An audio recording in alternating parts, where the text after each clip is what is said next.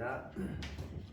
사랑과 은혜가 많으신 하나님, 오늘 구약의 시대별 역사 통일한국 시대 첫 번째 시간으로 이 시간 또 성도님들과 말씀에 대해서 나눌 수 있도록 은혜를 주시니 감사를 드립니다.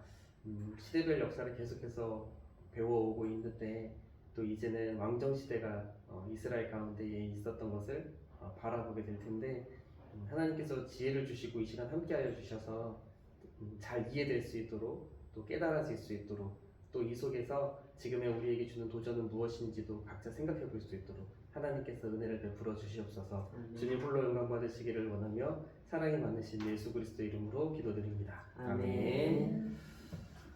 네, 오십시오. 오늘 이제 일단 저희 퍼즐부터 맞출게요. 퍼즐 먼저 미리 맞춰보시기는 했는데 퍼즐부터 맞춰보도록 하겠습니다. 다 했어요? 끝났지. 스스로 여기 하시고 스스로 정리. 하나 틀렸어. 스스로 하시고. 안녕하세요. 스스로 하시고 스스로 정리. 김성환 그다음에 가만히 있어서 네. 스스로 다 맞춰보시고. 하나 틀렸어요. 하나 틀렸어요. 이게 일로 바뀌었네. 네. 뭐 그 정도는 다 맞추셨어요. 예. 스스로 하시고 스스로. 네. 잘하셨습니다. 재밌더라고요. 이제. 이제 재밌어요? 네. 와. 집에서도 이거 이제는 재밌는 경지로.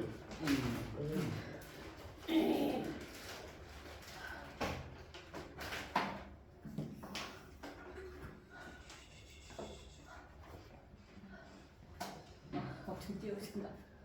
네? 엄청 뛰어오셨나봐요. 그러게요. 아니 애들이 이제 안 달라들어. 할머니 놀아도. 아 그래요? 이거만 하면 자기들이 막 와서 난리치는데 아. 안 달라들더라고. 어. 손도 못 대겠다. 다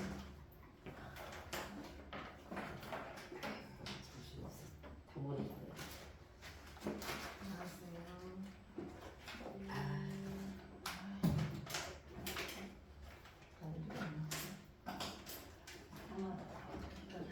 안 가져왔네. 펜 있으신 분 펜을 안 가져왔어. 아 진짜. 네. 감사합니다. 저희가 또 쉬는 날이 생겼더라고요. 언제? 선거날. 아 1월 3일 네. 그날이 화요일이에요? 네. 그렇죠. 쉬어야지. 이게 생기네 중간중간에. 아유 한번더 드려. 그래도 많이 나가. 한번더 드려. 아니 쉬면 막 큰일 날 줄 알았는데 한번 쉬니까 그래도 괜찮대. 내금이 많이 쌓이는 소리인가요? 처음에 한번 누울 때는 아유 죽었더만 놀러 갔다 오느라고 쉬었더니 저녁에 못하겠더라고 힘들어서 그랬어. 쉬는 것도 필요하죠. 저녁에 그 듣다가 자버리고 아침에 몇번 졸리고 진짜 온라인 아닌 것 같아요. 제가 달라요, 달라. 네.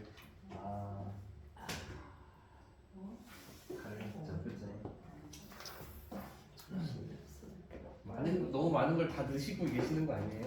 아니야. 깊이 있게 아주 깊이 아니야, 있게. 아니야. 다 까먹었어.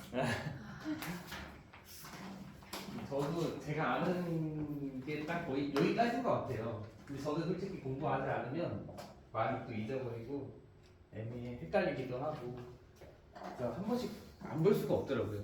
공부 오기 전에. 안 하면 금방 틀리더라 없어지더라. 네, 점점 희미해져요. 분명히 희미해져요.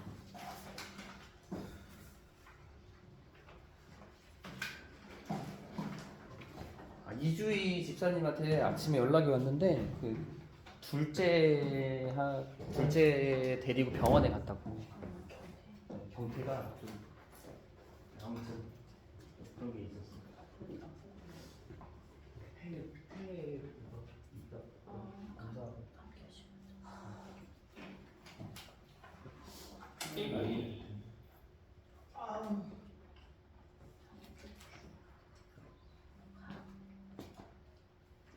그래서 제가 이번에 중간에 한 번 또 6월 첫째 주 쉬다 보니까 근데 또 6월 안에는 맞춰야 될 것 같기도 하고 그래가지고 밤에 밤에 못 떠요. 너도?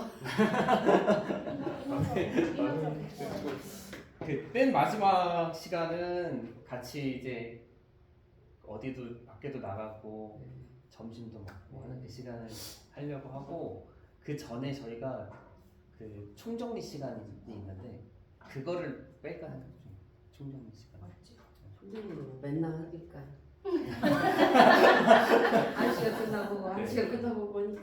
총정리 시간을 빼고 이제 맨 마지막에 포로 귀환 시대가 조금 이제 짧으면 그때 총정리를 한번 간단하게는 하더라도 총정리 시간을 빼고 6월 맨 마지막에 마칠 수 있는 정도로 하겠습니다. 7월에는 저희 성경학교에 돼가지고 네 저희 유치부 7월 초반에 하려고 하기 때문에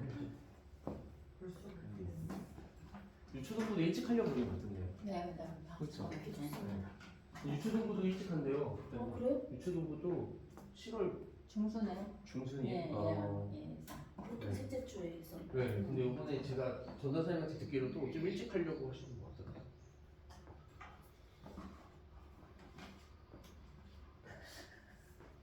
조심해라 아니겠지. 그날은 아예 주정해야죠 저희끼리. 주정. 어디 갔지?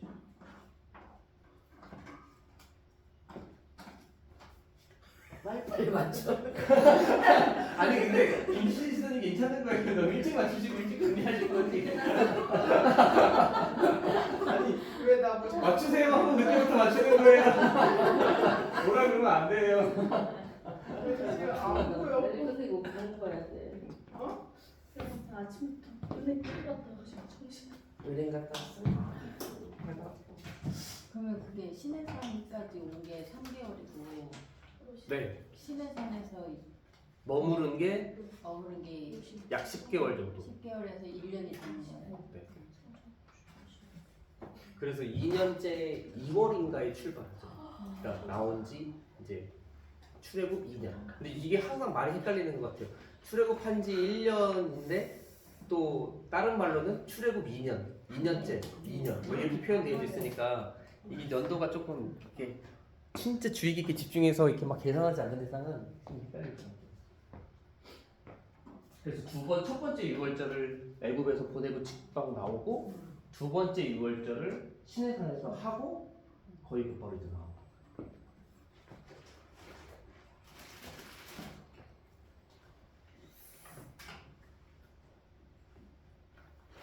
좀 외우면서 하시는 거예요? 전 반을 외웠어요. 아, 반을 네. 생각했어요. 다 맞았어? 아니요, 반만 외웠어요. 다 외우시면서 이렇게 맞추시는 거예요? 반만 외웠어요. 100이나 요즘 시작 중이라가지고. 아, 김실사님 너무 잘하십니다. 네. 다 알니까. 아, 잘하셨다. 네, 오늘은 통일왕국 시대입니다.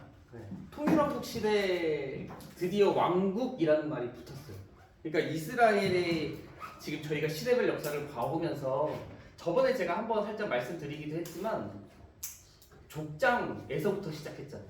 그러니까 저희가 그 이스라엘의 역사만 보지 않고 그냥 조금 넓게 세계의 역사, 고대 사회로부터의 세계의 역사를 생각해 봐도 초창기에는 이런 족장들, 부족들, 도시국가, 작은 소규모의 그런 혈연 중심적인 그런 집단에서부터 시작이 된다면 점점 이제 범위, 세력이 점점 넓어지는 느낌이 당연히 드는 거죠. 그래서 이제 그게 이스라엘 역사에서는 특별히 지도자라고 하는 사람을 중심으로 어떤 무리 또는 백성, 족속 이렇게 점점 확대가 되어져서 이동이 됐다면 이제 거기에서부터는 이제는 왕이라고 하는 왕정시대, 왕국이라고 하는 그런 걸로 시대도 변화되면서 그런 세상 시대적 요구에 따른 그런 왕이 출현하기 시작하는 거죠.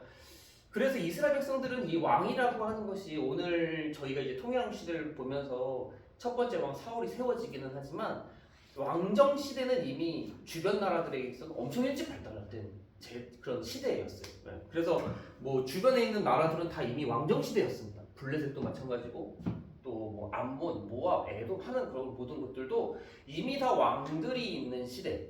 왕이 통치하는 그런 국가, 나라의 개념이었지만 이스라엘은 유독 그런 왕이 출현이 되게 늦은 거죠. 그래서 가나안 정복 시대를 들어가서 여호수아가 지도자가 돼서 이미 걔네들은 땅 자체가 없었으니까 들어와서도 지파 개념이 있어서 지파의 뭐 지휘관, 지파의 지도자, 지파의 장로 뭐 이런 사람들이 있었다가 이제 사사 시대를 지내고 나서는 이제 오늘에서부터 이제 왕이라고 하는 게 등장을 하게 되는 것입니다. 통일왕국 시대를 우리가 조금 넓게 멀리서 한번 바라보면 통일왕국 시대는 이스라엘이 이제 땅 한 덩어리에 통일된 한 나라를 말하는 거잖아요. 근데 멀리서 보면 이게 그 3명의 왕이 있습니다. 통일왕국 시대에는 딱 3명의 왕. 외우기도 쉽고 되게 유명한 사람들이. 그래서 우리가 누구나 잘 알만한 그런 사람들입니다. 그래서 초대왕, 오늘 배우게 될 사울이라고 하는 초대왕이 있고 그 다음에는 다윗, 그 다음에는 솔로몬. 여기 딱 3명이 통일왕국 시대의 왕이에요. 이 내용이 꽤 많습니다. 내용이 꽤 많고 기록되어 있는 내용들도 많이 있고. 근데 이제 재밌는 게 뭐냐면 이 그 왕들이 통치한 연도, 통치 기간이 되게 흥미로워요. 그러니까 우리가 우리나라의 왕들 생각해 보면 누가 가장 많이 오랜 기간 통치했는지 또는 어떤 유명한 왕이 얼마나 오래 통치했는지 솔직히 저는 아무것도 모르겠어요. 그런 거에 대해서 되게 공부를 잘 안 하게 되고 공부하셨어요? 하시는 분도 당연히 있겠지만 근데 저는 잘 모르겠거든요. 누가 그렇게 오래 통치하고. 근데 이 통일왕국 시대 이스라엘의 이 통일왕국 시대 3명의 왕만큼은 기억 안 할래야 안 할 수가 없는 되게 어떻게 이렇게 딱 맞을 수가 있지 할 만큼 그 통치 기간에 정확하게 딱 똑같이 나눠져 있어요. 40년씩. 그러니까 사울 왕도 40년씩, 다윗도 솔로몬도 40년씩 통치했다라고 하는 게 되게 신기하기도 하고 그래서 잘 기억도 되는 거죠. 근데 이 재미있는 게 이 40이 이미 이전에 저희가 배운 내용 중에 40이 등장하는 부분이 있었어요. 어떤 상황인지 기억이 나십니까? 40이 되게 주요하게 등장했던 부분이 있었잖아요. 40. 오늘 통일왕국 시대에 40년이 이미 이전에 더 힌트 더 드리면 40년의 사건이 하나 있었어요. 40년. 모세가 그랬습니다. 모세의 우리가 나이나 모세의 이 그 삶을 딱 보면 40으로 딱 끊어지는 사람이었잖아요. 그래서 이 40세까지는 애굽의 왕자로, 40세까지는 양치기로, 80세부터 120세까지 죽기까지는 이스라엘의 지도자로 살았던 이 모세의 그런 40과 통일왕국 시대의 40이 조금 이렇게 겹쳐져서 보이는 부분들도 조금 생각해 볼 수 있는 거죠. 그리고 또 한 가지 재밌는 것 중에 한 가지는 저희가 이제 왕들이라고 생각할 때는 기본적으로 생각하면 이 왕이 통치하다가 죽고 그리고 다윗이 왕이 되고 왕이 40년 되다가 다윗이 죽고 솔로몬이 왕위를 이어받고 약간 이제 그 왕이 죽고 나서 바톤 터치를 하는 느낌으로 우리가 조금 이해를 하게 되지만 실제적으로도 이스라엘 역사도 그렇기는 합니다. 그렇기는 하지만 이야기 자체는 겹쳐 있는 이야기들이 있어요. 그게 무슨 말이냐면 사울이 40년을 다스리고 그 이어서 다윗이 40년을 다스린 것은 분명하지만 이 사울의 40년 이야기에 다윗의 이야기가 겹쳐서는 있다는 거죠. 그러니까 되게 저희가 잘 알고 있는 내용 중에 하나가 이 다윗이 왕이 되기 전까지의 상황이 이미 다윗이 주인공으로서 이스라엘 그 성경 안에 등장을 하긴 하잖아요. 왕이 되고서부터 등장해서 통치하는 40년이 나타나는 게 아니라 왕이 되기 전에 이미 10대 때부터 이 사울은 부주인공으로 떨어지고 왕인 사울은 부주인공으로 떨어지고 이 엑스트라처럼 보이는 다윗이라고 하는 사람은 주인공으로 전면에 등장하기 시작해요. 그래서 주인공으로 등장하면서 왕이 되고 40년 통치를 하고 죽고 나서는 이제 솔로몬의 이야기로 이어지게 되는 거죠. 이 부분이 조금 특징적이고 이러다 보니까 제가 이제 이 통일왕국 시대를 이 사무엘부터 선지자 사무엘부터 시작해서 이 솔로몬까지의 그 통일왕국 시대를 정리하면서 여기 어떻게 나누면 좋을까 맨 처음에 생각할 때는 당연히 이 사무엘과 사울 이렇게 좀 묶고 그 다음에 다윗과 솔로몬 이렇게 묶어서 둘씩 뭐 왕은 3명이지만 둘씩 묶으면 좀 좋겠다 했지만 이게 마음대로는 안 되더라고요. 왜냐면 방금 말씀드린 대로 사울과 다윗이 겹쳐 있고 이 사울과 다윗이 겹쳐 있다 보니까 다윗이 등장하는 때부터 이 차곡차곡 좀 나름대로 정리를 하다 보니까 이게 딱 맞게 끊을 수가 없더라고요. 네. 다윗이 오늘 말씀에 우리 이제 프린트 나눠드린 것들을 보면은 다윗이 이미 이제 등장하기 시작해요. 사울 후반부에 16장, 사무엘상 16장에 다윗이라는 자로부터 등장하는 이 다윗의 등장을 껴넣고서부터 이제 솔로몬까지 이제 오늘 강의가 이어질 수밖에 없겠다 그게 판단이 되었고 그래서 이제 다음 시간에 통일왕국 시대 2 시간을 할 때 그때 가서야 사울이 죽습니다. 사울이 죽는 것도 그때 가서 죽고 다윗이 바통을 받아가지고 이스라엘의 왕이 되고 솔로몬까지 이어지는 내용이 이렇게 이어져요. 그래서 오늘 강의가 조금 애매하게 끝날 수밖에 없습니다. 애매하게 이 다윗이 승승장구하는 사울의 사위가 되고 약간 승승장구하는 딱 거기서 딱 끊어지고 다음 시간에는 이 승승장구한 다윗을 시기한 사울이 다윗을 이제 죽이려고 하는 그런 내용들과 사울의 죽음, 다윗의 왕이 된 이렇게 솔로몬으로 왕으로 이어진 이 내용들이 통일왕국 2 시대로 이렇게 이어집니다. 또 한 가지 이제 이 통일왕국 시대를 조금 멀리서 보고 있는데 이렇게 생각할 때 제가 오늘 프린트물을 딱 보시면은 조금 이렇게 주의 깊게 주제 부분을 보시다 보면 이 등장하고 있는 이스라엘이 아니라 등장하는 그 외부의 그 나라가 반복적으로 등장하는 나라가 보여요. 큼지막하게 계속해서. 어떤 나라죠?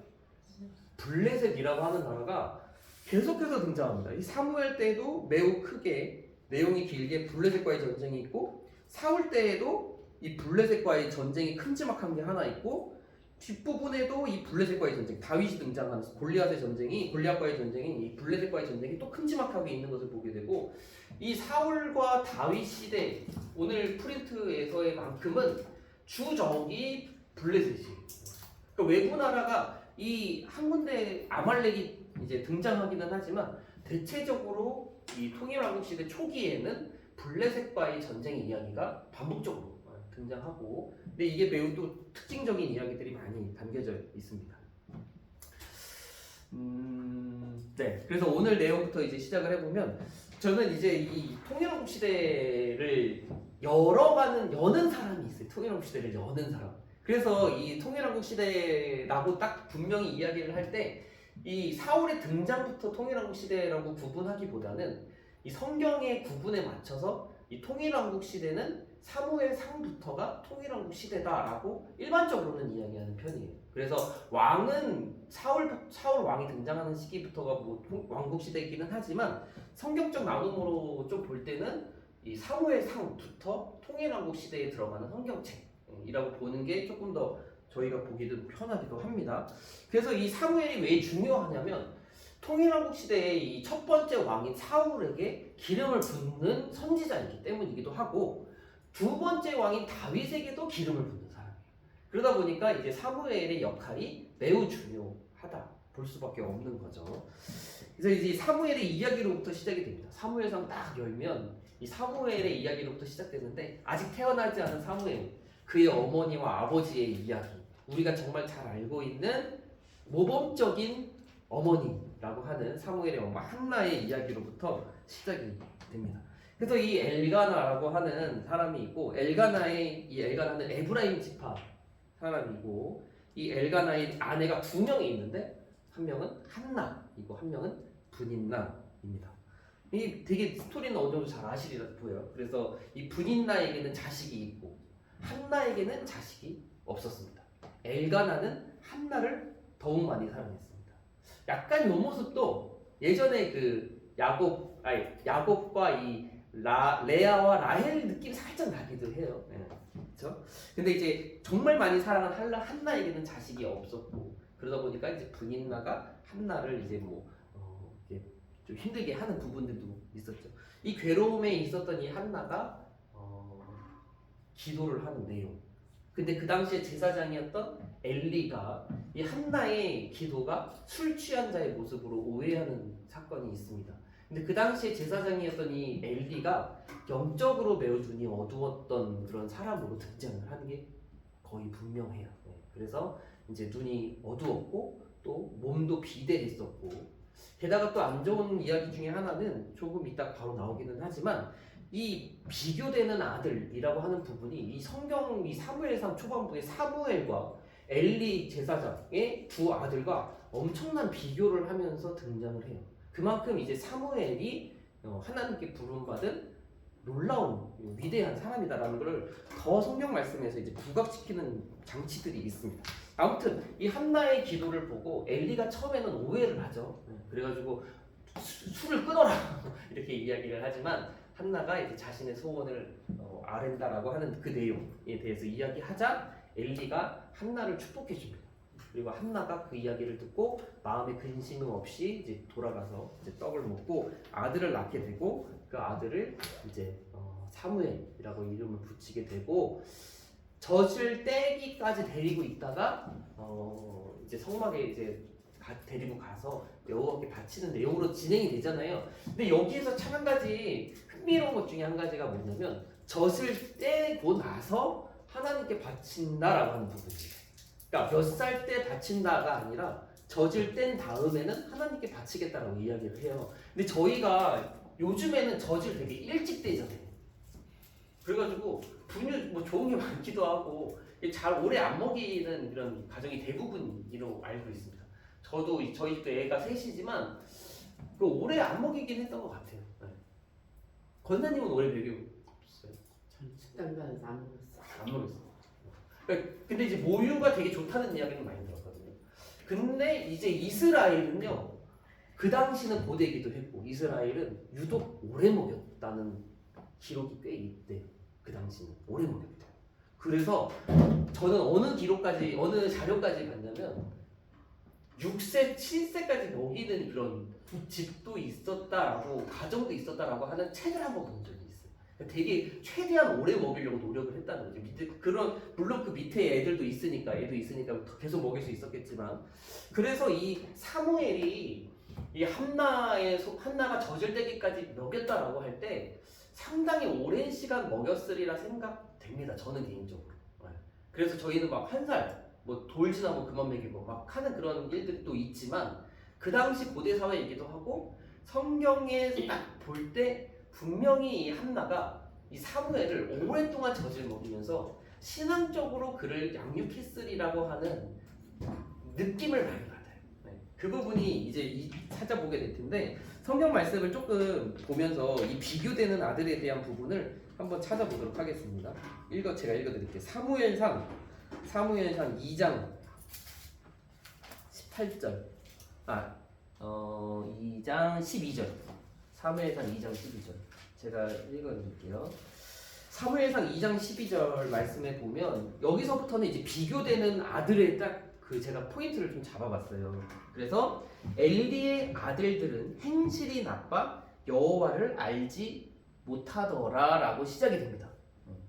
그러니까 이 엘리의 아들들에 대한 이야기가 나와요. 그 당시 대제사장인 엘리의 아들들 2명, 홈니와 비느하스라는 이름입니다. 그런데 이 얘네들이 행실이 나쁘다라고 시작이 되면서 행실이 얼마나 나쁜지 17절까지 기록이 되어 있어요. 그러니까 엄청나게 그 타락한, 약간 요 모습도 이제 엘리 제사장이 가정 교육을 제대로 시키지 않았던 그 모습들을 생각해 볼 수 있는 거죠. 영적으로 얻었던 엘리가.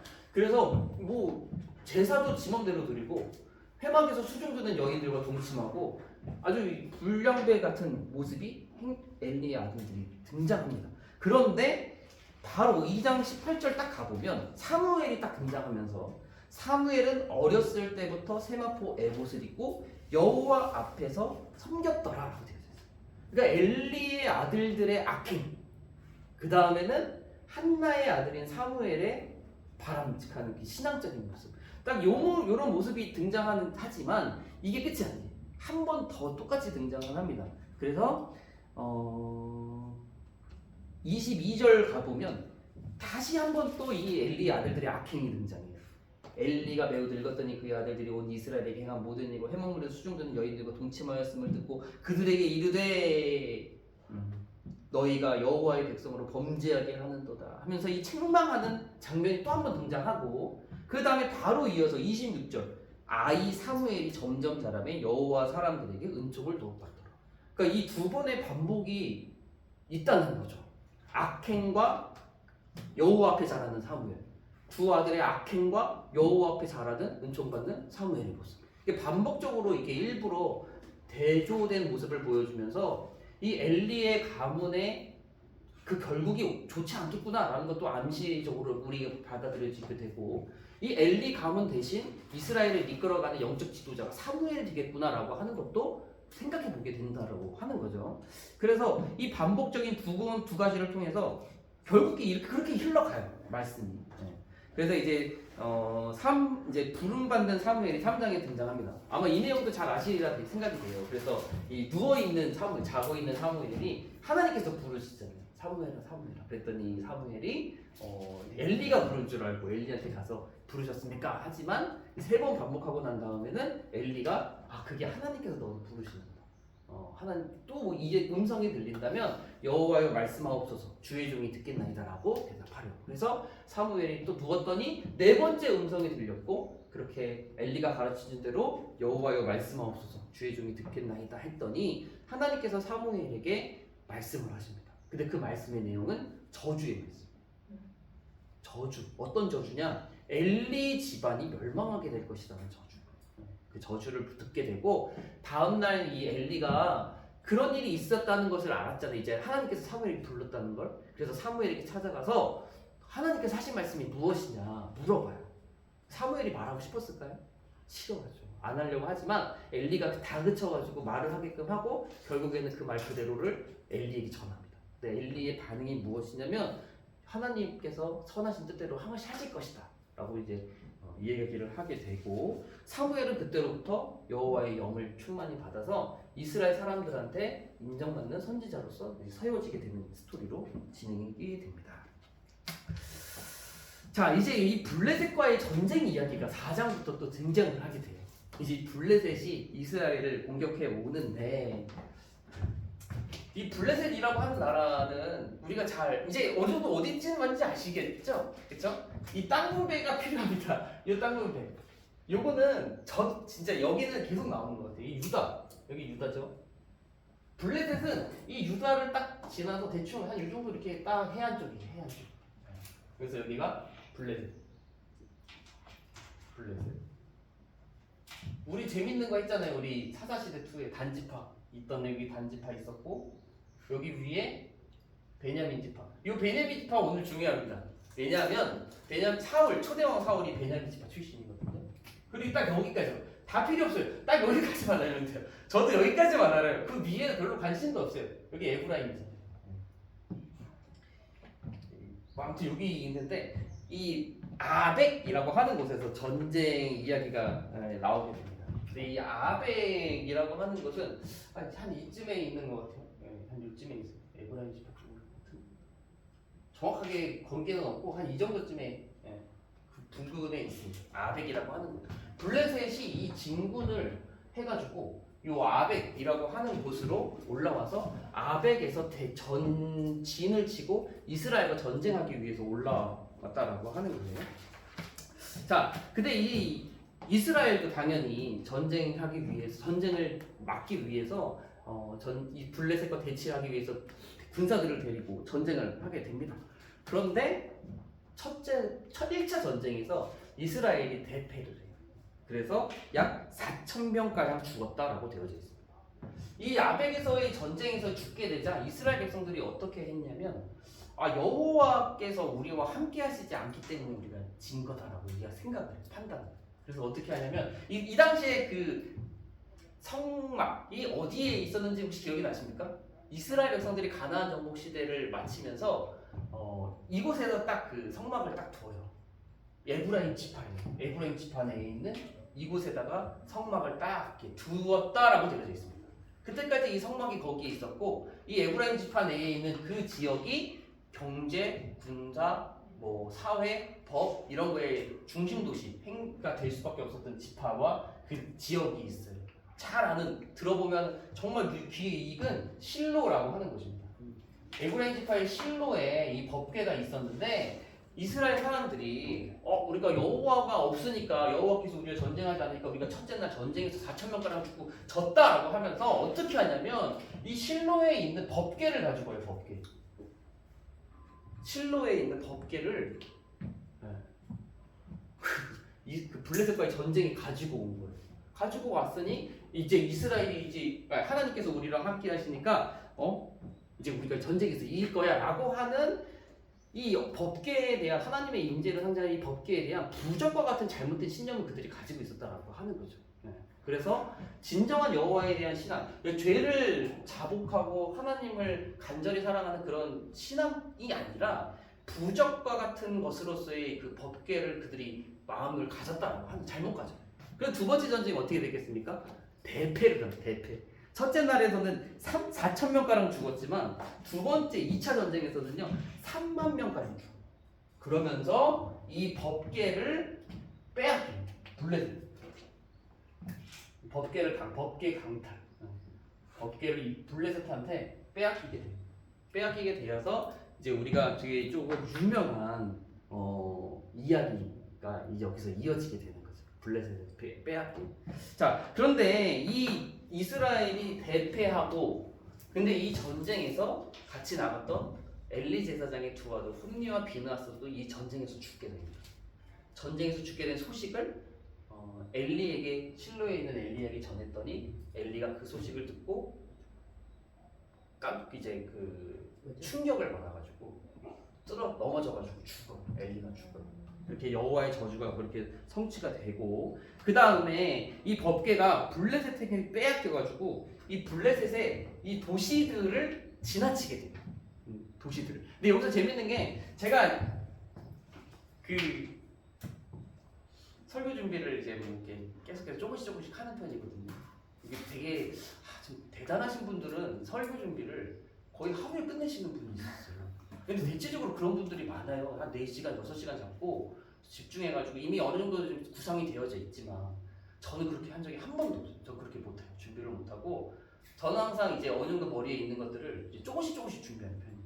그래서 한 일주일 걸려서 조금씩 일주일 걸려서 완성을 하고 이제 설교 전에 한 1, 2주 정도 전에 만들어 놓고 그렇게 준비해서 만들어 놓고 조금씩 보면서 이게 좀 더 한번 이렇게 계속 보는 편인데 이 제가 이 얘기를 왜 하냐면 다음 달에 그 설교를 준비 조금 하고 있어요. 6월 거를. 근데 여기 블레셋의 이 그 대한 이야기들이 좀 들어가 있거든요. 근데 이 블레셋이라고 하는 나라가 당시에 그 나라들과는 조금 정치 체계가 다릅니다. 왕이 있기는 하지만. 그래서 다른 나라 같은 경우는 여기에 막 여기 있는 나라 뭐게요? 여기 밑에 몰라요. 여기 밑에는 에돔 조상 누구예요? 에돔 조상 에서 야곱과 에서의 그 에서 에서가 여기고 여기는 어디예요? 모압도 룻 아브라함의 조카 롯의 그 거기잖아요. 큰딸. 그다음에 여기 암몬은 롯의 차녀의 그 여기 이 암몬이 좀 우리 또 등장하기는 하는데 약간 이렇게 되어져 있는 이유 여기는 1인 왕 우리가 그냥 평범하게 알듯이 왕이 있는 나라예요. 왕국이에요. 국가라는 거죠. 근데 이 블레셋은 조금 달라요. 블레셋은 어떻게 되어 있느냐 5개 도시 연합 국가 형식을 띠고 있다고 하는 거죠. 그러니까 이 5개의 주요 도시가 있습니다. 5개의 주요 도시. 그래서 여기에 아스돗, 여기 밑에 아스글론. 이름 좀 조금 어렵기도 하고 그래요. 근데 좀 친숙한 이름이 있어요. 여기 가사, 그 다음에 가드, 에그론 이라고 하는 5개의 수도가 있어요. 수도. 그러니까 서울 같은 곳이 5군데. 요 가사, 가드, 에그론, 아스돗, 아스글론이라고 하는 요 5개의 도시를 중심으로 블레셋이라고 하는 한 나라가 있는 거예요. 그래서 블레셋이 등장할 때마다 보면은요 방백이 등장해요. 방백이라는 말이 자주 등장합니다. 블레셋이 나오는 대목에서는 이 방백이라고 하는 것은 이 도시의 왕을 이야기하는 거예요. 도시의 왕.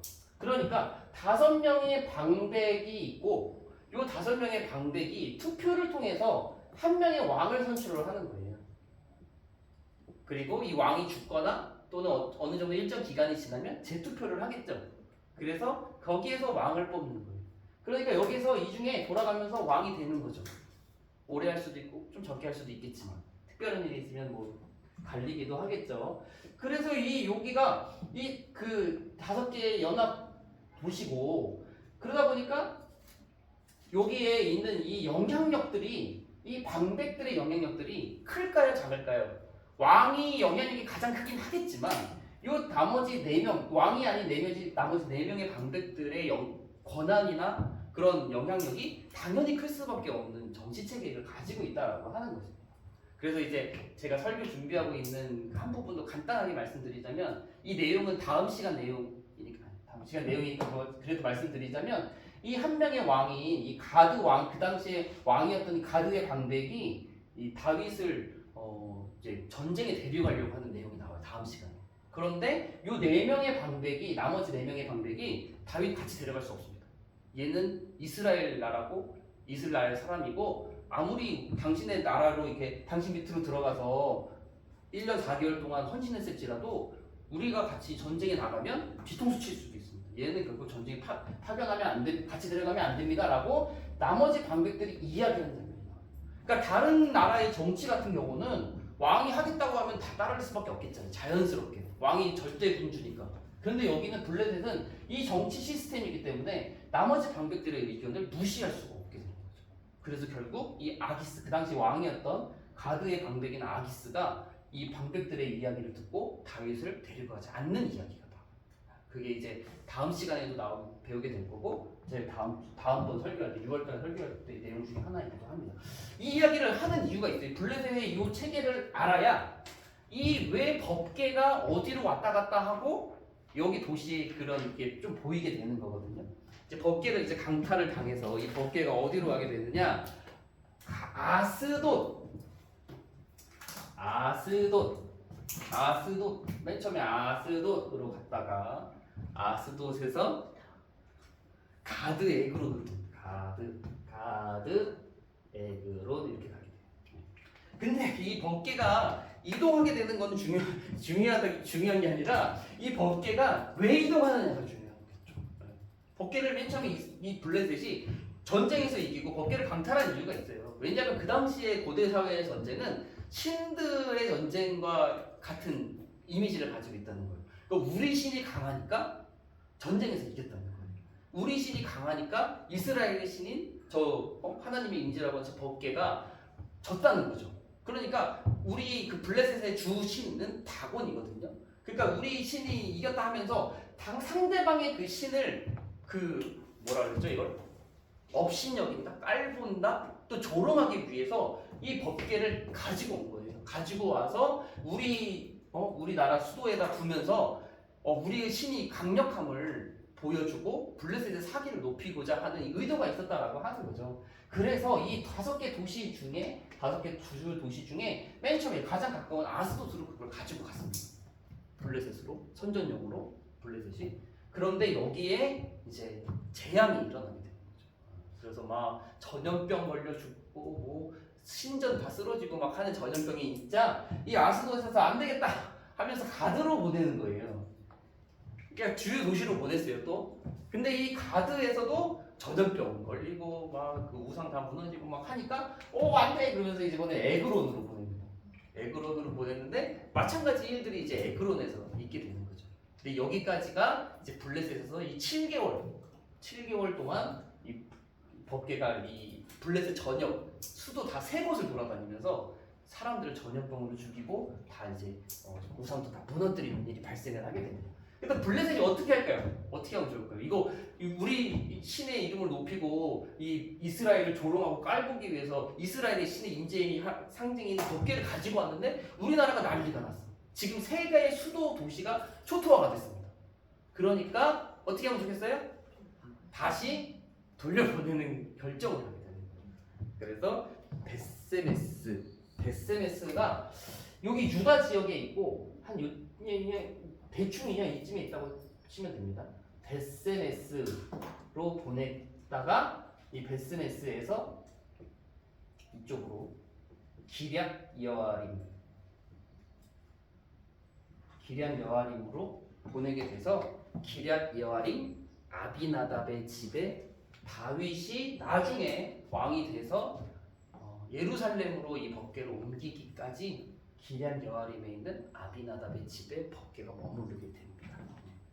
그렇게 해서 이제 법궤가 이동을 하면서 블레셋을 막 이스라엘이 못하는 그런 법궤 하나님의 임재를 초토화시키죠. 자, 아무튼 이런 이야기가 있는 다음에 블레셋과의 이 또 전쟁이 이어지게 됩니다. 근데 여기에서는 전쟁에서 이제 이 사무엘이 등장을 하고요. 사무엘이 전쟁에 승리하는 방법에 대해서 이야기를 하는데 이제 전쟁에서 승리하는 것은 너희들이 부적처럼 여기는 그런 방법이 아니라 여호와만을 섬기는 진실된 방법을 제시를 해요. 그래서 그 전쟁에서 결국에는 하나님께서 큰 우레를 블레셋 진영에 바라셔서 결국 그 전쟁에서 이스라엘이 대승을 거두게 되는 이야기. 대승을 거두면서 이제 저희가 좀 잘 아시는 내용 중에 하나인 에베네셀이라고 하는 단어가 여기서 등장을 하게 됩니다. 여호와께서 여기까지 우리를 도우셨다라고 하는 에베네셀이 등장을 하게 돼요. 결국에는 블레셋과의 전쟁에서 이기고 그 다음에 내용이 바로 이제 왕정 시대로 이어지게 되는 중요한 내용인데 여기에서 이스라엘 백성들이 왕을 요구하는 거예요. 그러니까 여기서 이스라엘 백성들이 왕을 요구했다라고 하는 거는 아마도 어쩌면 이미 뭐 다른 나라들도 이스라엘이 봐서 알겠지만 이 블레셋과 같은 그런 강력한 그 나라를 보면서 왕의 필요성을 아마 그들이 느꼈을 수도 있고 실질적으로 보이는 그런 강력한 군주의 그런 모습들이 우리나라에게도 필요하겠다라고 그들이 여긴 것으로 보입니다. 하지만 그것은 하나님의 왕되심을 거절하는 모습이었다라고 하는 거죠. 하나님께서 원치 않는 방법이었지만 결국에는 허락을 하십니다. 그래서 왕이 세워지게 되고 그래서 왕에 대한 이야기가 이제 사울 40년의 이야기로 이제 이어지게 됩니다. 여기서 재밌는 게 한 가지가 뭐냐면 이 사울의 그 출신입니다. 사울이라는 왕의 출신. 이 아까도 말씀드렸지만 베냐민 출신이에요. 베냐민 출신. 근데 우리는 지난 시간에 대한 내용을 이미 배운 적이 있습니다. 지난 시간에 이 베냐민 지파의 큰 사건이 하나 있었죠. 뭐였죠? 베냐민 지파가 이스라엘 내에서 전멸 직전까지 몰렸던 상황이 돼서 우리가 사사시대 에피소드를 통해서 우리가 배웠었어요. 그래서 이 베냐민 지파는 그 당시에 아마 다른 지파에 비교해서는 분명히 열세인 상황이었을 것이 분명합니다. 사사시대가 끝난 지 얼마 안 됐기 때문에 아무리 부흥했다 하더라도 장정만 600명 살아남은 이 베냐민 지파가 얼마나 그 위세가 있었겠어요. 다른 지파보다는 분명히 약했을 것이다라고 추측해 볼 수 있는 거죠. 그런데 이 사울은 이 베냐민 지파 출신이었다라고 하는 것입니다. 뭐 기스의 아들 뭐 이렇게 있고 이 사울이 되게 키가 크고 그래서 장현아 집사님 남편분이 키가 186 크시죠? 엄청 크시죠? 그 정도 되지 않았을까? 그 당시에 사람들이 이제 키가 좀 작았으니까 저처럼 그래서 딱 머리 하나 더 있었 수긍하시는데 머리 하나 더 있었대요. 사울이 키가 크고 준수했다 이렇게 되어져 있어서 아무튼 그렇습니다. 엄청 크고 잘생긴 사람이었어요. 그래서 이 사울이 그런 사람으로 등장하고 딱 이 사울이 등장할 때 무슨 일이 있냐면 아빠가 나귀를 잃어버리는 일이 생겨요. 사울의 아빠가 나귀를 잃어버리자 사울한테 이 암나귀를 찾아와라 라고 이야기합니다. 이게 사울의 스토리가 시작돼요. 이렇게 시작돼요. 그랬더니 사울이 알겠습니다 라고 하면서 사환 종 한 명을 데리고 이 암나귀를 찾으러 떠납니다. 근데 여기서 한 가지 이제 주의 깊게 보면은 이 사울이 책임감이 강했던 사람이라는 것을 이 스토리를 통해서 알 수가 있어요. 왜냐하면 아빠가 찾아오라고 하는 그 암나귀를 며칠 동안 찾냐면 3일 동안 찾습니다. 그러니까 이 사환을 데리고 이 암나귀를 꼭 찾아야겠다라고 하는 나름대로의 이 책임감이 사울에게는 있었던 사람이었다라고 하는 거죠. 찾다 결국에는 이 사무엘을 만나게 돼요. 그러니까 사무엘에게는 하나님께서 이미 사울을 만나게 될 것이다라고 말씀하신 상태였어요. 사울을 만나서 사무엘이 사울에게 네가 이스라엘 왕이 될 것이다라고 예언을 해요. 이야기를 해줘요. 근데 사울이 그걸 믿을 수 있었을까요? 믿지 못합니다. 믿지 못하니까 사무엘이 사울에게 세 가지 징표를 줍니다. 세 가지 일이 발생할 것이고 그 세 가지 일이 증거가 돼서 이것이 발생하는 것을 보고 네가 왕이 될 것을 네가 스스로 깨달아라, 알아라 하고 이렇게 징조를 징조, 왕이 될 징조 세 가지. 무엇이냐? 첫째, 암나귀를 찾게 될 것이다. 네가 곧 암나귀를 찾게 될 것이다. 또 한 가지는 지나가는 사람한테 떡 2덩이를 받게 될 것이다. 그리고 네가 여호와의 영이 임하게 될 것이다. 이거는 딱 징조 세 가지를 주는데 사울이 세 가지 징조를 바로 다 얻게 돼요. 하루 만에 세 가지를 다 얻게 되고, 자, 그 다음에는 이 왕으로 뽑히는 내용인데 이거는 이제 사무엘이 사울에게 개인적으로 준 이제 왕이 될 것이다라고 하는 사인이었다면, 그 다음에 등장하는 것은 이스라엘 백성들이 다 모인 상태에서 백성들 앞에서 왕을 뽑는 이야기예요. 그 하나님께서 뽑힌 자가 누구냐? 근데 이제 뽑았더니 사울이죠. 근데 이 사울이 책임감은 강했지만 자신감이 없고 소극적이었던 사람으로 비치는 일이 여기서 하나 등장합니다. 그 큰 몸을 가진 사울이 사람들 앞에서 제비 뽑아가지고 왕으로 뽑혔을 때에 이제 저기 진보다리 뒤에 막 숨어 있는 부끄러워하는, 자신 없어하는 약간 그런 모습의 사울이 등장을 하게 되고, 딱 그러자 여기 재밌는 게 뭐냐면 이스라엘 백성들이 인정을 안 해요. 인정을 안 하는 사람들이 등장을 합니다. 불량배들이 등장을 하게 되는데 사무엘상 10장 말씀을 제가 보면 10장 17절 위에 보면 사울이 왕으로 뽑히다 소제목이 있잖아요. 그렇죠? 이 내용 말씀드린 거거든요. 사울이 왕으로 뽑히는데 10장 25절부터 읽어드릴게요. 사무엘상 10장 25절. 사무엘이 나라의 제도를 백성에게 말하고 책에 기록하여 여호와 앞에 두고 모든 백성을 자기 집으로 보내매 사울도 기브와 자기 집으로 갈 때에 마음이 하나님께 감동된 유력한 자들과 함께 갔느니라. 그러니까 그 뽑힌 걸 하나님의 뜻으로 알고 감동된 자들과 함께 기브하러 가요. 그런데 27절 어떤 불량배는 이르되 이 사람이 어떻게 우리를 구원하겠느냐 하고 멸시하며 예물을 바치지 아니하였으나 그 사울은 잠잠하였더라라고 되어져 있습니다. 그러니까 어떤 불량배들이라고 표현돼. 어떤 사람들은 사울이 저건 왕감이 아니야. 쟤는 왕이 될 수 없어라고 여기고 예물을 드리지 않고 거절하는 무리들이 있었다라고 하는 거죠. 기브아는 베냐민 지파에 있는 장소이고, 우리 기브아 지난 시간에 등장했었는데 사사시대 2 에피소드에 등장했었어요. 이 기브아의 레위인의 첩을 데리고 가다가 기브아에 유숙하거든요. 노인이 이 기브아에 데리고 오지만 여기에서 큰 첩이 강간당해서 죽는 사건 발생하는 장소 기브아인데, 이 베냐민의 기브아 자기 집, 그러니까 사울이 여기 출신이었어요. 기브아가 사울이 왕이 될 때는 수도 역할을 합니다. 아무튼 자, 이 기브아로 갔는데 여기 이 포인트가 중요해요.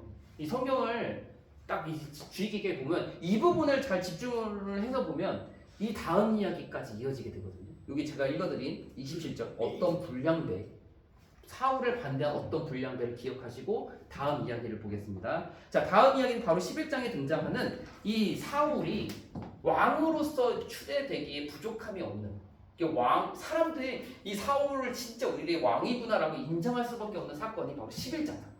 11장 되게 재밌습니다. 자, 11장에 어디가 등장하면 암몬이 등장해서 암몬왕 나스라고 하는 왕이 있는데 얘가 어디를 공격하냐면 길르앗 야베스를 공격합니다. 길르앗 야베스. 자, 길르앗 야베스라고 하는 곳을 공격을 해서 진을 쳐요. 자, 길르앗 야베스 우리 배웠습니다. 이 길르앗 야베스. 길르앗 야베스 정말 신기한 게 뭐냐면 길르앗 야베스 지난 시간 사사시대 2 시간에 길르앗 야베스 등장해요. 무슨 일이었는지 기억나시는 분?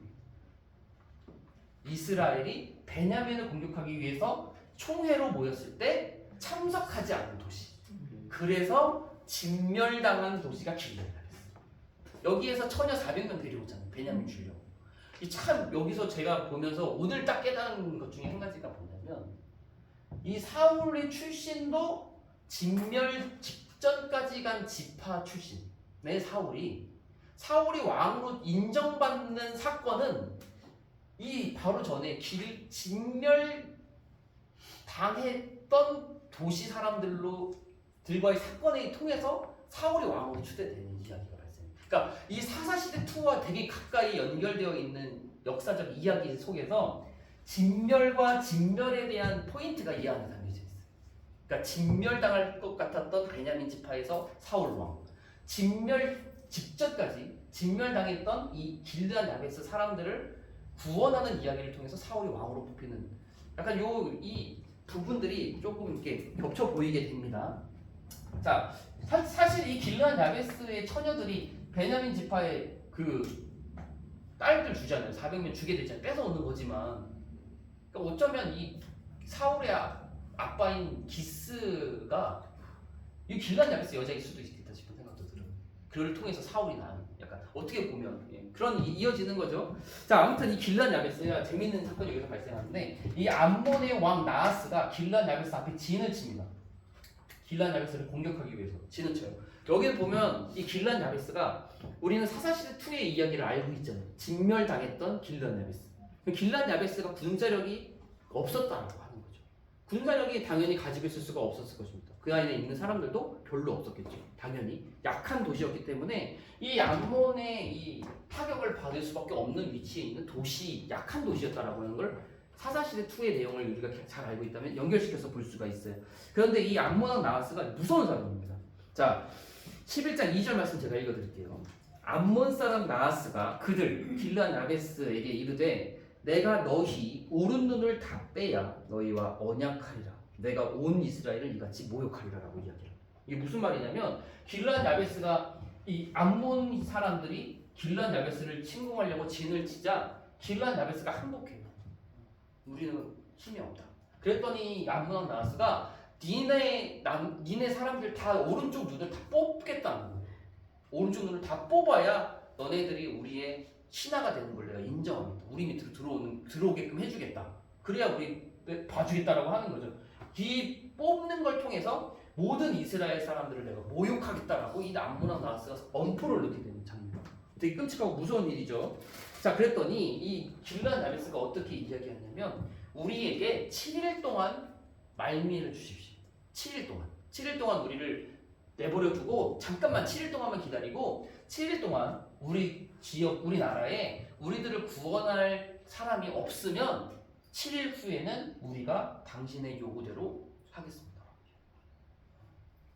그러니까 그 당시에 이 이스라엘 내부에 되게 그런 도움, 그런 것들을 기대하기 힘든 상황이었던 것 같아요. 이 암몬왕 나하스가 우습게 봅니다. 그래서 알겠다. 7일 동안 말미를 주마라고 이야기를 합니다. 그러니까 자신감도 엄청 났던 거지 암몬왕 나하스가. 그래서 이 길드한 야베스가 전령을 보냈는데 그 전령이 누구한테 가냐면 사울에게 가요. 그 다음에 왕으로 뽑혔잖아요. 최소한. 그래서 사울에게 딱 가니까 사울이 그때 막 그 소들을 몰고 밭일을 하고 있다가 이 전령의 소식을 딱 듣고 여호와의 영이 딱 임해가지고 그 소를 조각을 내서 이스라엘 전역에 뿌려요. 그리고 나의 부름을 받지 않고 집합하지 않으면 너네들을 소를 다 이렇게 조각조각 내버리겠다라고 엄포를 놓자 이스라엘 백성들이 33만 명인가 사울한테 다 몰려도 군사 소집이 돼요. 이 부분도 우리 사사시대 2 에피소드랑 또 연결되는 부분이 살짝 있어요. 조각을 내서 이스라엘 전역에 뿌리는 거. 기억나시죠? 이거 더 말씀드리지 않아도 아무튼 사울이 딱 그렇게 하자 여호와의 영이 임한 사울을 두려워해서 백성들이 다 모여서 군사가 모여서 길드한 야베스에 진을 치고 있는 암몬을 공격을 하게 됩니다. 공격을 하게 됐는데 3대로 나누어서 공격을 했다. 사사시대 기드온이 거기 미디안과의 전쟁에서 300명의 용사가 3대로 나누어서 이렇게 포위를 하고 동그랗게 둘러서는 이 3대가 여기서 다시 등장해서 아무튼 이 세 방향으로 협공을 해서 이 암몬을 완전히 무너뜨리게 돼요. 전쟁에서 크게. 그러자 이스라엘 사람들이 사울이 진짜 하나님께서 뽑으신 왕이다. 우리의 왕이 될 사람이다 라고 하면서 사울을 데리고 우리가 나라를 새롭게 하자라고 하면서 이제 이 길갈로 가서 길갈 되게 중요한 도시였습니다. 아주 중요한 도시. 무슨 도시였죠? 길갈이? 비석 돌 세운 데. 네. 가나안 정복 시대의 전초 기지. 가나안 정복 시대 여기. 가나안 정복 시대 때 이스라엘이 가나안 땅을 정복하기 위해 전초 기지가 길갈이었잖아요. 네. 그래서 여기에서 막 여리고 무너뜨리고 여기서 아이 무너뜨리고 여기서 에발산 갔다가 다시 오고 뭐 기드온 뭐 이게 남부 전쟁 무너뜨리고 여기 오고 북부 전쟁 무너뜨리고 길갈이 이스라엘이 가나안 정복 시대의 그 전초 기지 역할을 했던 길갈. 그 길갈에서 사울이 사무엘의 기름 부음을 받아서 진짜 인정받으면서 왕으로 세워지는 스토리로 이어지게 되는 겁니다. 자, 그런데 여기서 재밌는 게 뭐냐면 제가 아까 10장이었나요? 10장 27절 읽어드리면서 아까 그 사울이 사람들 앞에서 제비 뽑혀가지고 왕으로 됐을 때 어떤 불량배는 이르되 이 사람이 어떻게 우리를 구원하겠느냐 했던 사람들이 있었어요. 자, 요번에 이 암몬과의 사건, 전쟁에서 크게 이긴 사건 다음에 다시 이 불량배에 대한 이야기가 나오게 됩니다. 그래서 어디 있을까요? 불량배 한번 찾아보실래요?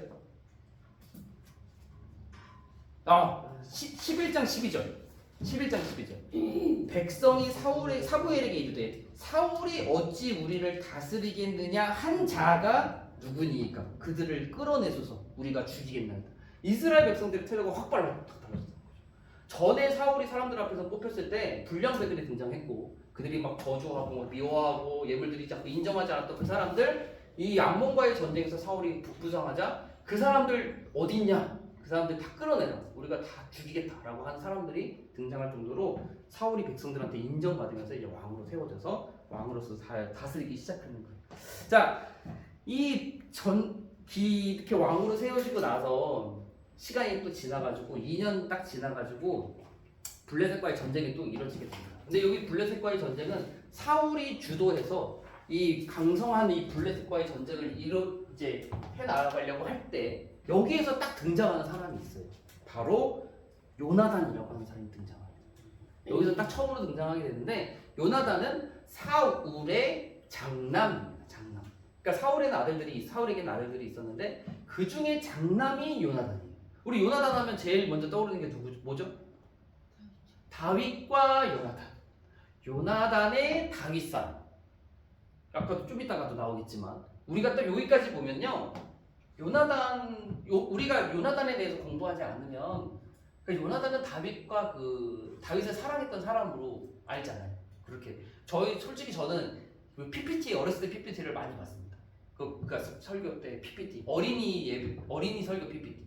다윗과 요나단의 그 절친한 그 관계, 어깨 동무하고 서로 막 하트 있는 약간 그런 다윗과 요나단의 이미지가 성도님들한테도 있을 수도 있어요. 유초등부나 유치부 뭐 설교 보면 그런 거 있지 않으세요?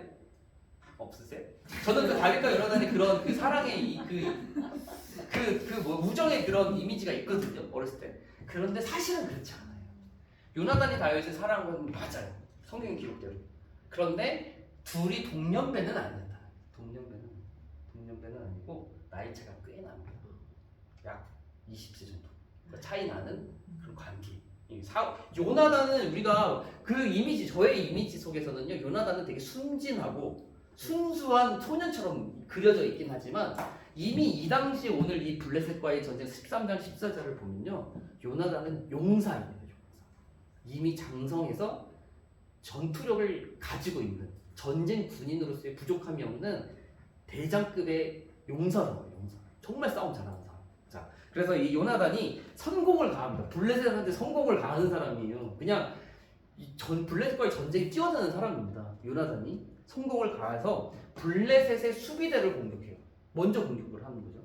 자, 그렇게 용감한 사람으로 등장을 하게 되는데 이 성공했던 이 요나단이 공격을 받은 이 블레셋이 화가 나가지고 블레셋이 전쟁이기 때문에 이 녀석들 하면서 블레셋이 군대를 모아요. 요나단의 그 첫 공격을 받고 그랬더니 이 블레셋이 엄청나게 모이는데 이 모습을 보고 이스라엘 사람들이 두려워 떱니다.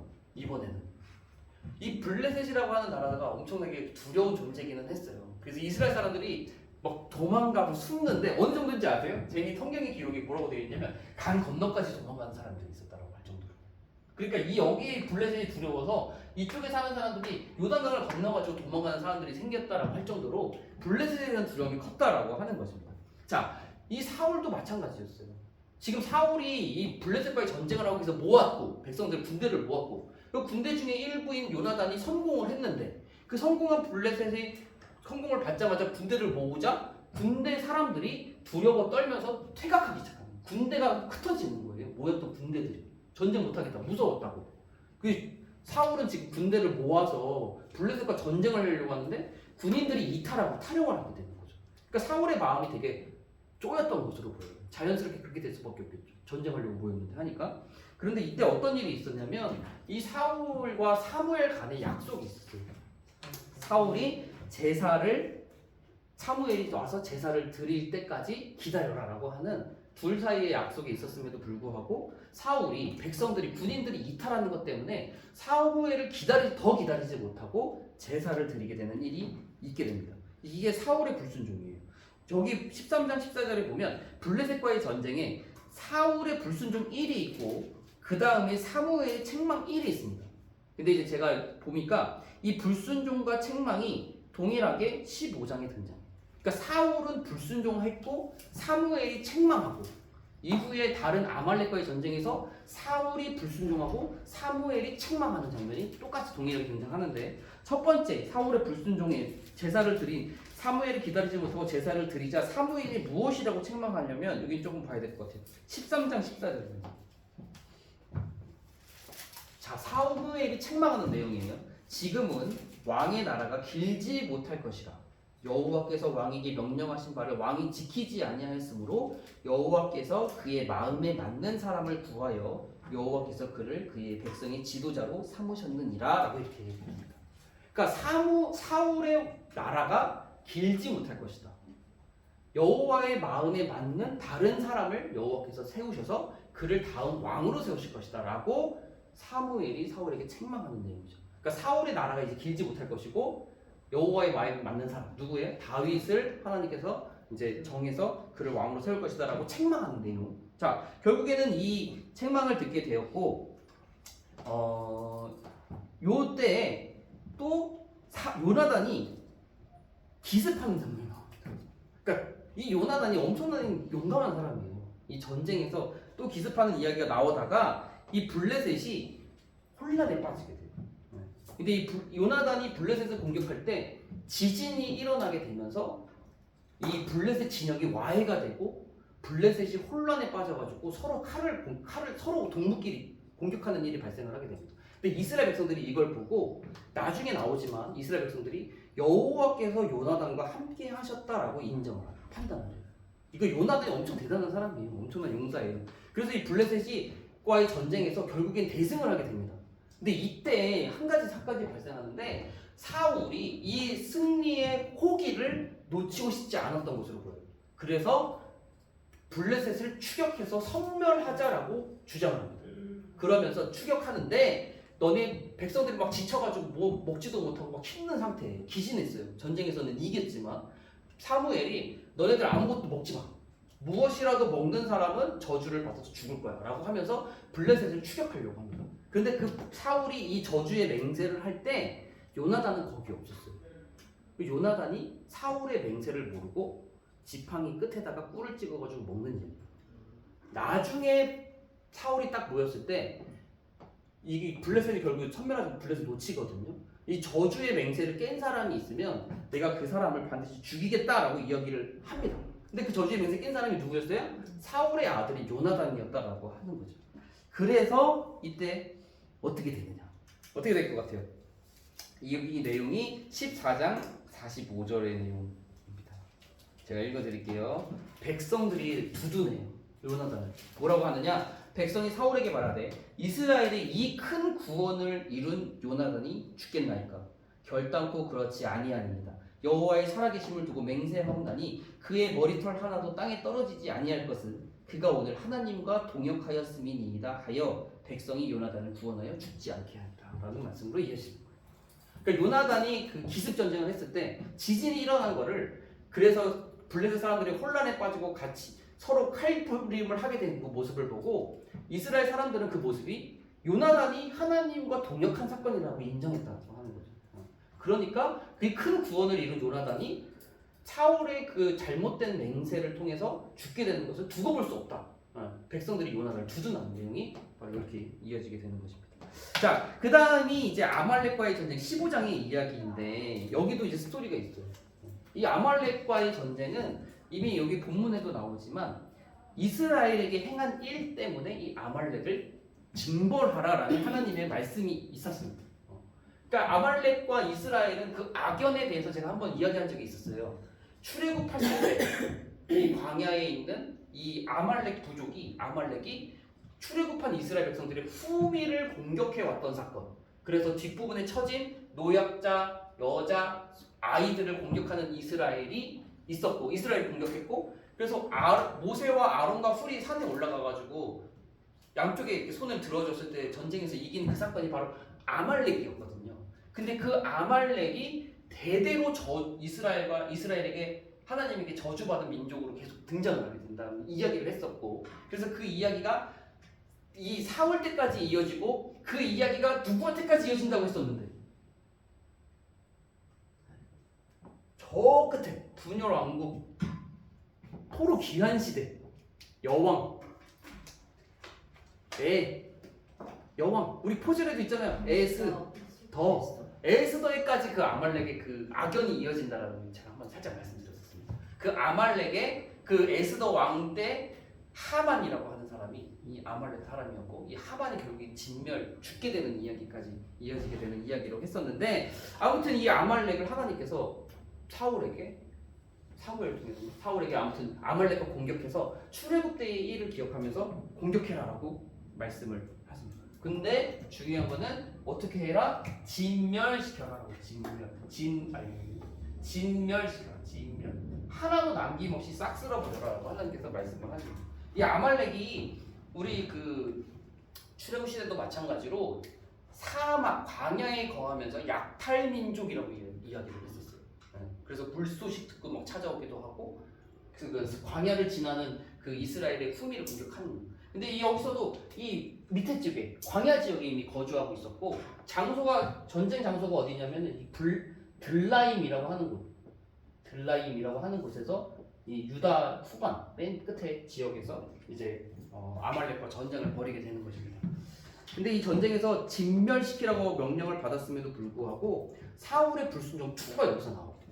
진멸시키지 않고 남겨두는 일이 발생을 하는 거죠. 진멸시키라고 했는데 남겨둡니다. 뭘 남겨뒀을까요? 1차적으로는 아말렉의 왕 아각도 남기고 좋은 가축들도 남깁니다. 사무엘이 이 전쟁 소식을 듣고 전쟁의 결과를 보기 위해서 이 사울을 찾아와요. 그랬더니 사울에게 이렇게 책망을 하는 거죠. 진멸시키라고 했는데 지금 내게 들리는 이 소리는 무엇입니까? 의미심장하게 이게 가축들의 소리가 들렸다는 거예요. 왜 진멸시키지 않았습니까? 라고 책망을 하게 되면서 이제 이 사무엘의 책망, 두 번째 책망, 우리가 정말 잘 아는 두 번째 책망이 등장하는데 15장 22절 23절 제가 읽어드리겠습니다. 사무엘이 이르되 여호와께서 번제와 다른 제사를 그의 목소리를 청종하는 것을 좋아하신 같이 좋아하시겠나이까? 순종이 제사보다 낫고 듣는 것이 순양의 기름보다 나으니 이는 거역하는 것은 점치는 죄와 같고 완고한 것은 사신 우상에게 절하는 죄와 같음이라. 여기서 중요하죠. 왕이 여호와의 말씀을 버렸으므로 여호와께서도 왕을 버려 왕이 되지 못하게 하셨나이다. 우리가 잘 알고 있는 그 순종이 제사보다 낫고에 대한 책망이 이제 여기서 등장을 하게 되는 것입니다. 두 번째 책망을 딱 이제 사울이 듣게 되죠. 자, 그 다음에 바로 이어지는 게 이 하나님께서 세우신 두 번째 왕. 그래서 사무엘이 이야기하기도 했었던 두 번째 왕인 16장에 바로 다윗이 여기서 딱 등장을 하게 됩니다. 근데 이 다윗이라고 하는 자, 이 베들레헴 출신, 여기가 예루살렘, 여기가 베들레헴 출신인데 이 다윗이 참 그 가정에 대한 건 조금 생각해 볼 만한 부분이 있어요. 가정 무엇이냐면 이 사무엘이 하나님의 말씀을 듣고 두 번째 하나님께서 택한 이 이스라엘의 왕 다윗에게 기름 붓기 위해서 다윗을 찾아갑니다. 이새의 집으로 가요. 이새의 집으로 가는데 이 이새한테 갔을 때 이 사무엘이 이새한테 다윗의 아빠 이새한테 너의 아들들을 다 불러와라. 그 중에 왕대 사람이 있으니까 이건 얘기하지 않았지. 다 불러와. 근데 이새가 7명의 아들을 데리고 옵니다. 막내 아들 다윗이었던 8번째 아들인 다윗은 그때 양치고 있었어요. 그러니까 이새가 사무엘이라고 하는 정치적, 종교적 거물이 왔거든요. 지금 그 거물이 와가지고 너의 아들들을 다 데려와 했는데 이 이새는 그 거물이 와서 불렀음에도 불구하고 다윗은 부르지 않았다는 거죠. 요 부분에서 딱 봤을 때만 해도 이 다윗이 어렸고 부모에게 인정받지 못하는 부분이 있었을 수도 있다는 생각을 하게 돼요. 그러니까 이 다윗의 시편을 가끔 보다 보면 부모는 나를 버렸으나 약간 이런 부분들도 있고 되게 그러니까 인정받지 못하는 아들 약간 그런 느낌의 이미지들이 조금 있습니다. 근데 다윗은 이제 부모를 보호하고 공경하는 약간 부분들을 등장을 하기는 하지만 아무튼 이 이새가 부르지 않아요. 그래서 7명의 아들을 사무엘 앞에 세웁니다. 그랬더니 이제 사무엘이 이새의 첫 번째 아들 엘리압을 보고 사울과 같은 분체, 키 크고 잘생기고 준수하고 얘가 왕이 하나님께서 세우신 왕인가 보다 하지만 하나님께서 아니다. 그렇죠?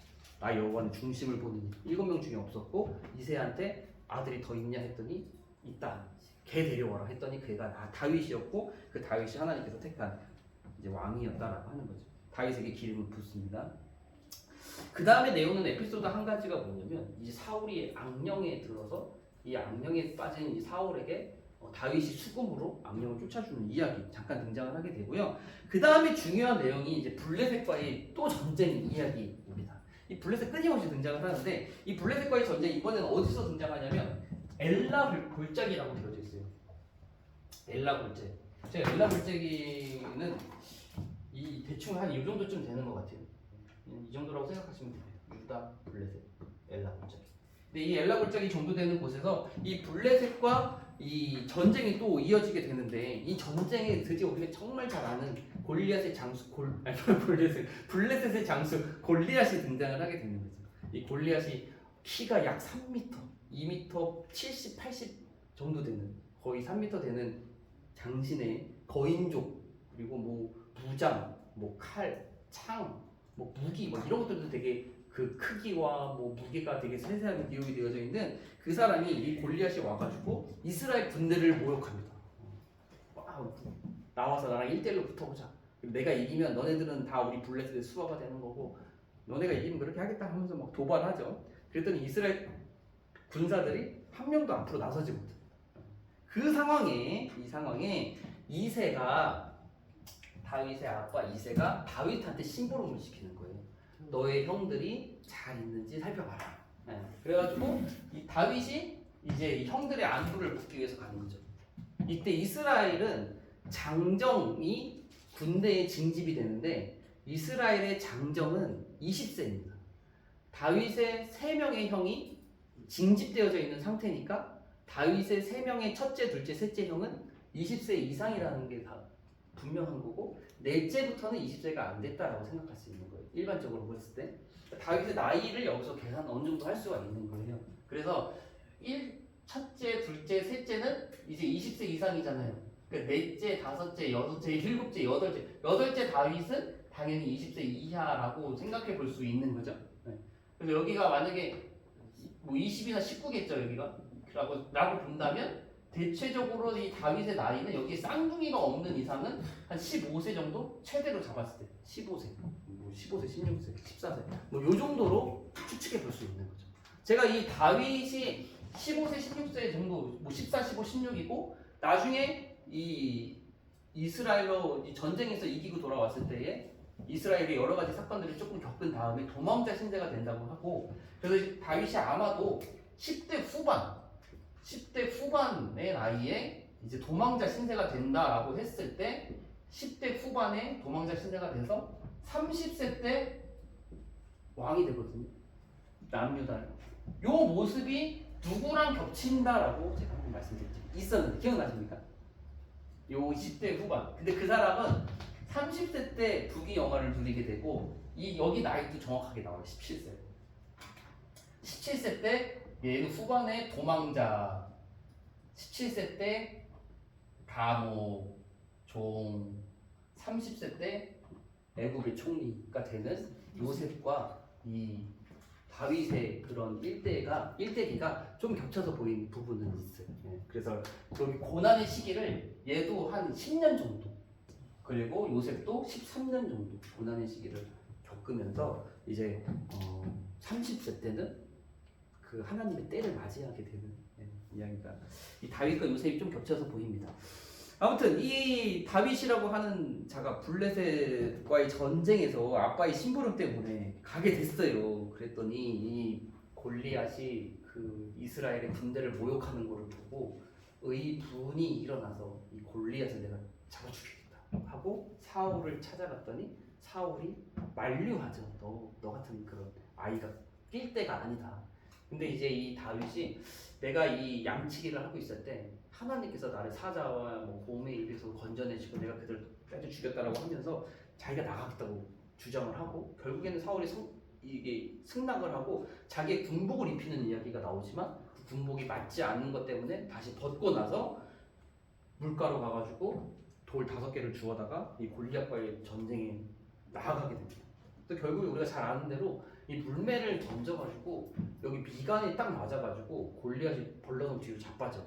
여기에서 거의 뭐 죽었거나 죽지 않았었거나 아무튼 큰 충격에 이제 이 골리앗이 죽었다 아니면 죽기 직전이다 뭐 이렇게 볼 수 있고 이 다윗이 가서 골리앗의 칼을 꺼내다가 목을 베서 골리앗을 완전히 죽이는 이야기로 이어지게 됩니다. 여기에 이 골리앗의 칼이 다음 시간에 한 번 더 등장을 하게 되는데 아무튼 골리앗을 잡아 죽이게 되고 이로 인해서 전쟁에서는 대승을 거두고 여기에서 사울의 질투가 시작돼요. 여기서 노래가 하나 나옵니다. 이 노래가 뭐냐? 사울이 죽인 자는 천천히요 다윗은 만만이라 라고 하는 이 노래, 여인들의 노래가 여기서 이제 승리에 개선하는 장면에서 나오게 되는데 재밌는 게 뭐냐면 이 노래가 이스라엘 안에만 퍼진 건 아니었던 거예요.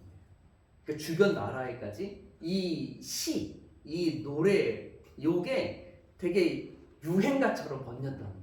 그러니까 재밌는 게 뭐냐면 이 이스라엘 내부에서 이스라엘 여인들이 다윗을 찬양하면서 사울이 죽인 자는 천천히요 다윗은 만만이라고 했던 요게 나중에 다윗이 도망자가 되고 나중에 이 가드에 갔을 때 누가 이걸 알냐면 제가 설교 준비 아까 한다 그랬지만 여기 방백들이 이 노래를 알고 있거든요. 이 방백들이 자기네들이 치욕을 당한 이 사건에 만들어진 이 노래 사울이 죽인 자는 천천히 다윗은 만만이라는 거를 이 노래를 알고 있어요. 방백들이. 그러니까 다윗이 어떤 존재였는지에 대해서 노래로 기억하고 있는 방백들의 이야기가 다음 시간에 잠깐 제가 또 한번 말씀드리겠습니다. 이 주변 나라까지 퍼졌다는 거예요. 이 대승을 거둔 이 다윗의 이야기가. 아무튼 이 사울은 질투하고 요나단은 다윗을 사랑합니다. 그래서 무엇을 줬느냐? 겉옷, 군복, 칼, 활, 띠, 뭐 여러 가지 선물을 줘요. 요나단이 다윗한테. 근데 이거는 어떻게 보면 그냥 자기 거 그냥 준 것 같이처럼 보이기도 하지만 한편으로 봤을 때는 이게 왕자의 상징하는 도구들이었다라고 하는 거예요. 그러니까 그만큼 자기에게 소중한 것. 한편으로는 다윗이 다음에 왕이 된다라고 할 것을 약간 암시적으로 보여주는 부분이라고도 할 수 있는 거죠. 겉옷, 군복, 칼, 활, 띠. 아무튼 요거를 요나단이 다윗한테 주면서 다윗을 사랑한다라고 하는 이야기가 등장을 하게 됩니다. 나이 차이 엄청난 거예요 지금. 근데 그러니까 그 어깨 동무하고 있는 행복한 그 모습은 아니에요. 자, 그러니까 제가 이 얘기 다윗과 요나단이 이걸 왜 하느냐면 제가 전전교회에 있을 때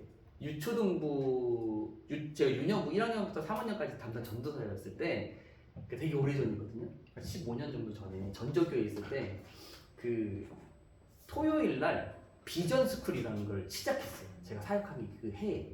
그래서 학교 전도를 하고 토요일날 그때 학교를 갔으니까 엄청 오래전이죠. 학교 전도를 하고 그때 전도도 가능했어요. 피켓 들고 막 전도해가지고 거기서 전도단 애들 데리고 와가지고 여기서 공부하고 성경 공부하고 밥도 먹고 레크레이션도 하고 하는 토요일마다 그 행사들을 만들어서 하게 됐는데 그때 이 비전스쿨의 이름이 다윗과 요나단 비전스쿨이었거든요. 그래서 그 포스터를 만들면서 이 서로 사랑하는 어깨 동무하는 그게 이제 머릿속에 있다 보니까 또 말씀을 드리게 됩니다. 아무튼 이 다윗이 이 전쟁에서 급부상하게 되고 노래도 생기고 이 사람들이 다윗을 존중할 수밖에 없는 일이 발생하게 되고 사울이 약속한 대로 이 골리앗과의 전쟁에서 이기면 딸 준다고 했어요. 약속한 대로 첫째 딸 이제 딸을 주려고 하는데 약간 이 사울이 여기서부터 질투가 시작돼요. 그래서 첫째 딸인 메랍을 이 다윗한테 줘야 되는데 주지 않습니다. 주지 않고 다른 사람한테 준 다음에 둘째 딸인 미가를 주려고 해요. 그러면서 이 다윗을 죽이려고 합니다. 첫 번째 안 보이게. 그러니까 그 은연중에 죽이려고 했어. 그러니까 너 결혼 지참금으로 블레셋 사람의 포피 100개를 배워와라라고 얘기를 사울 다윗한테 요구하는 거. 결혼 지참금. 블레셋 사람 100명의 포피를 배워와라. 그러니까 죽이겠다는 얘기거든요. 그 골리앗과의 싸움은 하나님의 도우심 요행으로 그렇게 됐다고 막 블레셋 사람 100명을 죽여다가 포피 100개를 배워와라. 블레셋과 싸우다가 죽으라는 얘기예요. 그런데 다윗이 블레셋 사람의 포피를 100개 배워오지 않고 200개를 배워와서 사울한테 줍니다. 200개 가져요. 200개. 그러니까 다윗은 천하무적이에요. 사실 이 다윗의 이야기를 보면 알겠지만 100점 100승입니다. 정말 말 그대로 100점 100승. 절대 지지 않아요. 자, 아무튼 오늘은 여기까지 해서 다윗이 이 급부상하는 내용, 사울은 추락하고 다윗은 급부상하는 내용까지 살짝 살펴봤고, 다음 시간에는 이 급부상한 다윗이 결국에는 사울의 추격을 피해서 도망자 신세가 되는 그 약 10년의 기간과 10년의 기간은 솔직히 좀 빨리 건너뛰긴 할 거지만 그래서 왕이 되고 그 다음으로 솔로몬이 왕이 되는 내용까지 통일왕국 시대의 중후반부를 같이 나누도록 하겠습니다. 기도하고 마치겠습니다. 사랑과 은혜가 많으신 하나님, 오늘 같이 성경 공부를 또 나눌 수 있도록 은혜를 주시니 감사를 드립니다. 통일왕국 시대가 되었고 이스라엘 백성들 가운데 왕이 생겼고 사울과 다윗의 이야기들을 살펴보았습니다. 하나님 아버지, 오늘 이 나눔들을 가지면서 무엇보다도 우리 안에 왕이 누구인지 다시 한번 생각해 볼 수 있도록 우리에게 은혜를 더하여 주시옵소서. 내가 요구하고 또한 내가 원하고 또한 내가 소중하게 여기는 것이 왕이 아니라 진정한 왕은 우리 하나님이심을 항상 기억하면서 그 하나님의 뜻에, 하나님의 말씀에 순종하여 복된 삶을 사는 저 우리 성도님들 될 수 있도록 인도하여 주시옵소서. 다음 시간 만날 때까지 안전하게 지켜주시고 또한 지혜를 더하여 주시기를 원하며 사랑이 많으신 예수 그리스도의 이름으로 기도드립니다. 아멘. 수고하셨습니다.